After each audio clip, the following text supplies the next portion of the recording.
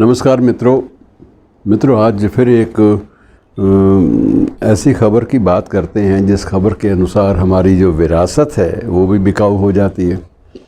और ये देखकर ये डर भी लगता है कहीं ऐसा तो नहीं कि हमारी अतीत की सारी बातें बिकाऊ हो जाएं। ये हो रहा है इन दिनों में, और इसलिए हो रहा है कि राजस्थान के पहले भी एक बार आपसे ज़िक्र हो चुका है एक प्रकरण में कि बहुत सारे किले, बहुत सारी गढ़ियाँ जो पुरानी है, जिन्हें आप गढ़ी कहते हैं, फलां की गढ़ी, उसकी गढ़ी, ये सारी चीज़ें बिकाऊ हैं। और एक बार तो एक अखबार में, समाचार पत्र में बाकायदा विज्ञापन भी दे दिया गया कि यदि आप राजस्थान में किले ख़रीदना चाहते हैं या कुछ गढ़ी ऐतिहासिक वो ख़रीदना चाहते हैं तो आप इस नंबरों पे, इन फ़ोन नंबर्स पे आप संपर्क कर सकते हैं। और मित्रों, ये धंधा बहुत पीछे बढ़ गया था। अब जो हाल ही में जिस घटना का जिक्र कर रहा हूँ, वो घटना वैसे तो एक किले के बारे में ज़्यादा थी, और वो किला था हाथरई का किला, जयपुर के बिल्कुल शहर के, अब तो लगभग बीच में पड़ता है, पहले जयपुर के बिल्कुल बाहरी क्षेत्र में था, लेकिन अब ज्यों-ज्यों नगरीकरण बढ़ा है, ज्यों-ज्यों विकास हुआ शहर का, वो बीच में आ गया। उस किले का जिक्र पहले भी होता रहा है अलग अलग संदर्भों में। यह किला जयपुर के राज परिवार की संपत्ति था, हाथरई का किला। और बाद में जब ये श्रद्धा माता वाला प्रकरण सामने आया तो ये और भी इस किले का नाम चर्चा में आ गया कि ये वही किला है जिसमें श्रद्धा माता को इसका एक भाग तत्कालीन महाराजा मान सिंह ने भेंट स्वरूप दिया था। और ये जो भेंट स्वरूप देने की बात थी, इसमें भी अलग अलग तरह की चर्चाएं चलती रही। एक चर्चा ये भी थी कि तत्कालीन प्रधानमंत्री, अर्थात देश के पहले प्रधानमंत्री, उनकी अनुशंसा पर ये दिया गया।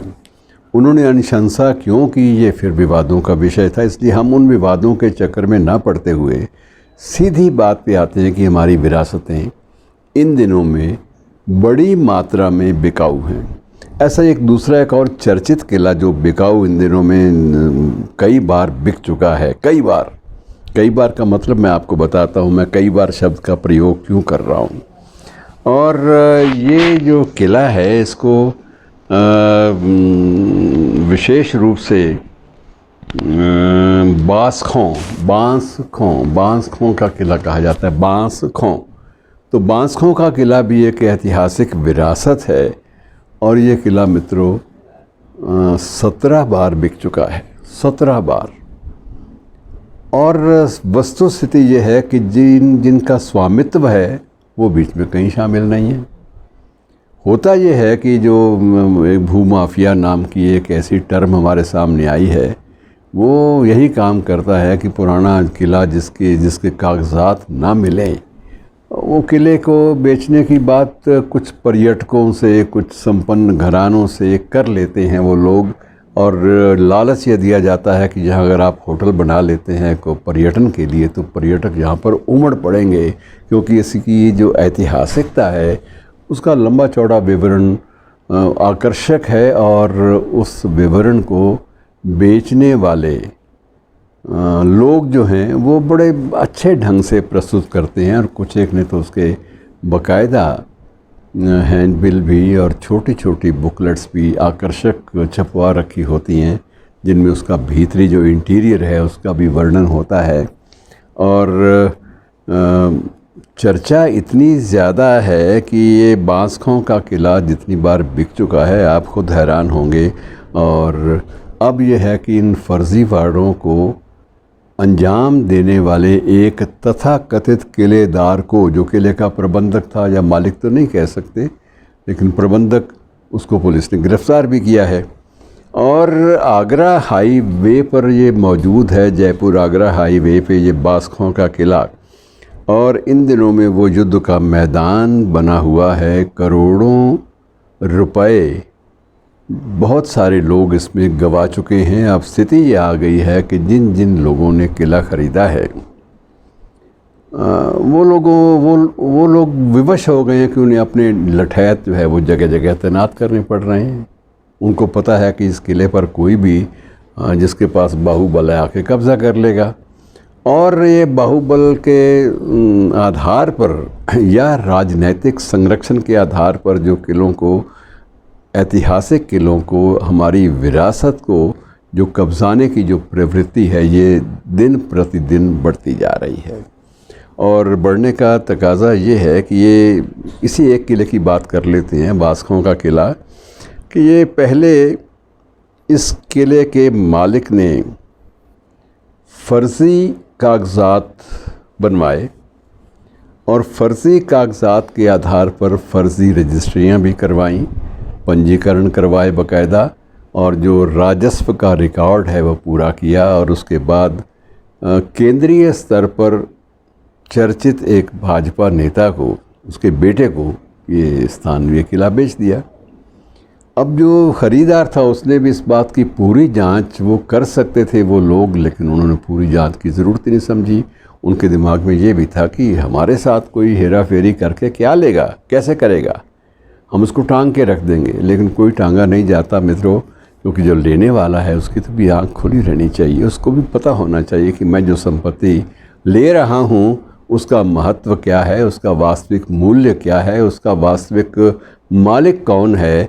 इस बात की पूरी जो है वो जांच पड़ताल ख़रीदारी से पहले कर लेनी होती है। और उसके बाद एक किलेदार गिरफ़्तार हुआ, फिर दूसरा भी एक किलेदार और बीच में आ गया, वो भी गिरफ़्तार हुआ। और इसके लिए बाकायदा देखे गए, कागज़ पत्र देखे गए, तो जो बेचने वाले थे उन्होंने बाकायदा बिक्री के लिए NOC भी ले रखा है, नो ऑब्जेक्शन सर्टिफिकेट भी ले रखा है। और ये बिक्री जो है कई बार हो चुकी है। और इसी प्रकार से जो हथरोई का किला है, कहते हैं कि वो 7 या 8 बार बिका, जबकि रिकॉर्ड में सिर्फ इतना ही है कि ये किला तत्कालीन महाराजा मान सिंह ने भेंट स्वरूप दे दिया था। अब भेंट में तो वो बेचने से रहे। और एक व्यक्ति, नाम था राधा मोहन सैनी, राधा मोहन सैनी ने 1 करोड़ रुपए में किला, उसका एक भाग जो है वो ख़रीद लिया। लेकिन वास्तविक स्थिति राधा मोहन सैनी को भी इस बात का एहसास नहीं रहा कि 1 करोड़ में तो आसपास एक 200 गज़ का फ्लैट लेना चाहें तो वो भी नहीं मिलता, प्लॉट लेना चाहें तो वो भी नहीं मिलता। और किले का मूल्यांकन उन्होंने कैसे इस पे विश्वास कर लिया बेचने वाले की नीयत पे। और जो ख़रीदार थे इनमें और तो और बड़े समझदार लोग कई बार मूर्ख बन जाते हैं। प्रख्यात होटल मालिक, श्रृंखला के मालिक ललित मोदी, जो जिनका नाम चर्चा में रहा है, वो भी इसमें ख़रीदने के ख़रीदारों में शामिल थे। अब ये किला ऑन सेल या गड़ी ऑन सेल का जो धंधा है ये कितना ज़्यादा बढ़ चुका है, आप अंदाज़ा लगाइए। और श्रद्धा माता तो यहाँ से चली गई, वो प्रकरण तो समाप्त हो गया। तब मैंने स्वयं ये किला देखा भी था, मुझे याद है, ये 60s की बात है। और तब मैं स्वयं किले को देखने के लिए गया था। मेरा उद्देश्य किले को देखना नहीं था, मेरा उद्देश्य वहाँ रहने वाली सन्यासिन से मिलने का था। और मैं जानना चाहता था कि ये विवादास्पद सन्यासिन क्या महसूस करती है, उसके पास कौन कौन से रहस्य हैं, सारी बातों की एक जो दिलचस्पी की दास्तान थी वो मुझे वहाँ तक ले गई। और वहाँ जाके मुझे सुखद भी लगा कि बहुत सारी चीज़ें मेरे सामने आईं। और मित्रों, ये जो विरासत जब बिकने पे हो जाए तो ये बहुत तकलीफ़ दे बात होती है। और ये किसी भी देश, किसी भी सरकार, किसी भी तंत्र के लिए ये सुखद नहीं होता। अब कल को कोई बड़े स्तर का प्रकाशक कहे कि मैंने तो जी प्रेमचंद का जो लम्ही गांव का स्मारक है वो ख़रीद लिया है, तो ये बात बड़ी अटपटी लगेगी। इसलिए कि ऐसी चीज़ें हो सकती हैं कभी भी क्यों हो सकती हैं कि हमने हेरिटेज की सुरक्षा के लिए, उसके संरक्षण के लिए कोई भी अखिल भारतीय स्तर पर कोई ऐसा बोर्ड नहीं बनाया। हम दावा कर रहे हैं कि राखी गढ़ी हमारे लिए ये हड़प्पा और मोहनजोदड़ो से भी पुरानी सभ्यता की एक प्रतीक है। लेकिन क्या पता कल को कोई भी व्यक्ति कोई गलत काम करके उस स्थान का भी कोई ना कोई मालिक बन के सामने आ जाए। तो ये चीज़ें, इन सब को बचाने के लिए ये आवश्यक है कि हमें राष्ट्रीय स्तर पर एक न्यास, सरकारी तंत्र के नाम पर एक न्यास या एक ट्रस्ट या एक संस्थान बनाना चाहिए जो इन सब की देखभाल भी करे और इन सब की सुरक्षा भी करे। धन्यवाद।